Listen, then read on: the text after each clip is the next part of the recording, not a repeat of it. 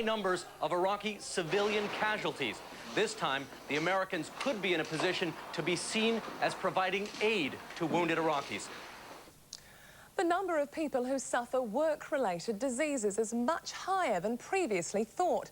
The first report into occupational disease says many cases of cancer, respiratory and heart disease can be linked to work. And it wants the safety watchdog OSH to put more effort into reducing disease in the workplace. It's a family trade, but Tony Gibson now works without his eldest son. OSH experts believe Jason's job killed him. Jason got the phone call at work on the Friday. He was at work, and he said, they said to him, you better get to hospital because you got leukemia. And he was dead on Wednesday. The 29-year-old died a year ago. He's the first painter suspected to have died from solvent exposure. Now researchers are trying to determine the extent of workplace disease. It shows that work is dangerous to your health. We've got to do much more about making the workplace safer.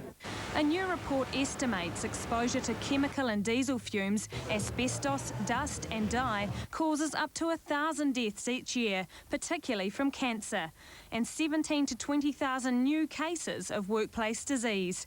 The figures dwarf the 100 deaths from injury each year. While OSH focuses on injury, the government says disease deserves the same attention. Why can't OSH clean up the workplaces, particularly the small ones? It's easy to see accidents. You know, you're there on the day, you see the immediate impact. When things take a long time to happen and we're not 100% certain what the cause is, it's easier to pay attention to the more immediate. Researchers say we'll be paying the price for bad workplace practices for years. They estimate deaths and injuries cost the country $4 to $9 billion annually in medical costs and lost productivity. But it's the human cost that's driving the Gibsons to push for change. They're poisons, and they get into your skin, into your blood, and rot your blood. Then you're gone. Sarah Stewart, One News. An investigator hired by Ngāi Tahu to look into the theft of Westland Pounamu told him the start of a major offensive. They've seized the main hospital and detained a number of suspected terrorists. The US military says around 5,000 rebel fighters are